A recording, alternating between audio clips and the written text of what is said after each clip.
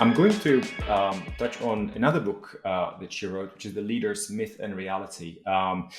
In that book, you've challenged conventional thinking about leadership. You've examined a number of historical personas. And what would be the three actionable steps that C-levels leaders can take today to improve their leadership and risk management practices in these challenging times? Yeah. Well, if I could actually get that right, I'd be a zillionaire because I could sell that answer. But I'll tell you what I think, Dan. Yes. When I studied leadership to write that book, Hmm. because I didn't write it because I'd figured leadership out. I wrote it because what I had been taught about leadership was not what my experience told me actually worked. And it was a little different.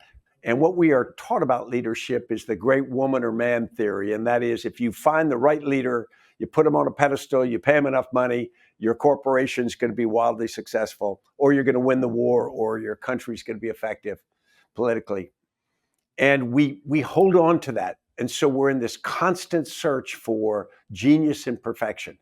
Hmm. And what I found is leaders do matter. They are hugely important, but they matter differently in almost every situation. So when you say, what are the attributes of a great leader? I can list some things that I value, like integrity and courage and resolve. But the reality is it's so contextual. The right leader for the moment and for the people that they're working with, the followers that they have, is so different that, and what we find if you study this in corporate leadership, when they take a successful CEO out of one company and they go move them in another, their success rate is lower than when you promote somebody from inside the company. Okay. And you say, now, wait a minute, I'm getting a person, they're already a proven great leader. No, they're a proven great leader there. Yeah. And they're also at a different phase of their life. So it's an intersection. Leadership is this intersection between leader, follower, and the context of the moment that's almost like a chemical reaction. And those things come together. And if you're lucky enough, and if people are focused and it gets right, you get this great outcome. And if you don't, if any one of those is enough different, you don't, which is one of the reasons why I kind of have a problem with when nowadays, when we want to look at success of a corporation and we want to say it is that CEO, so therefore we should give them $500 million because it's all them. Hmm. They may have been a factor, but the reality is I'm not convinced in most cases that it's not a much broader set of contributing factors to include the team around them. And so I think companies and organizations should look first at their culture and all of those factors, and then they should try to find and develop the right leaders to fit in for that particular set of circumstances. I love that, and I have to say this is what I found extremely valuable in the book, where you describe certain historical personalities and leaders from different perspectives, from the perspective they're known for, where they've been successful, but also show the other sides of the leaders that we might not be talking about, which might not have been always as positive as we would like them to be. And it kind of leads me to a thought. Whether you would agree that a lot of the leadership has to do what the person kind of might stand for, what we believe they are, that inspires people to do something like them. They might not be always 100% exactly that. In fact, in the Sapiens book by Yuval Harari, he talked about humanity differentiating itself because of the stories that we can tell each other. And sometimes we perhaps imagine a little bit about certain people and we follow that example, but that makes us perhaps better performers or better leaders as well. Would you believe that maybe the aura around the leader that might not always be 100% accurate perhaps also inspires others to lead in a certain way, and maybe that alone is valuable?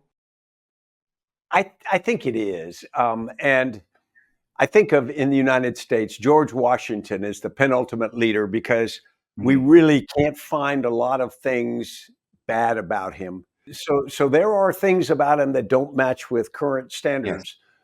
But in most cases, if we go to Abraham Lincoln, he was not always honest in his political dealings. If we go to Franklin Roosevelt, same way, or we go to John F. Kennedy, he was a philanderer. I mean, almost every leader that we want to raise up as a standard has some aspect of their character that can be found wanting. And I think it was Frederick Douglass who said, and he was talking about the Scottish poet Robert Browning. He goes, "We have got to be able to separate the good in a person from the bad and accept the good. If we just discard that person, we'll throw out so much good." So I think that what we have to do is, and our society is struggling with this right now. Yeah. Yeah.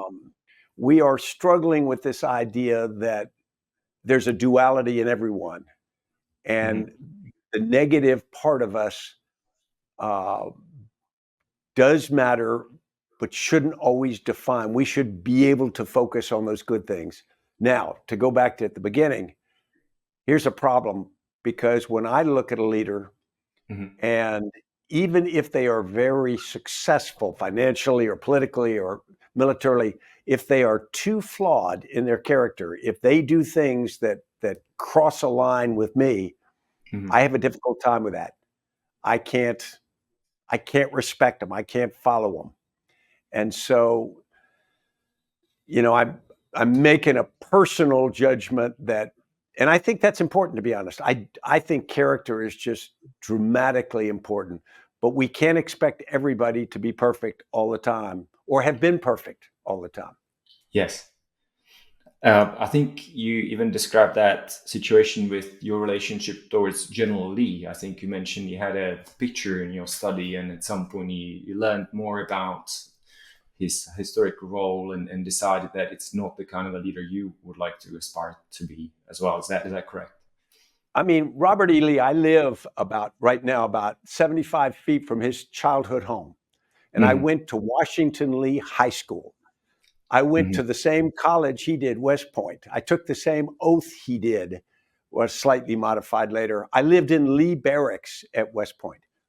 And for the U.S. military, Robert E. Lee was considered the penultimate ideal leader.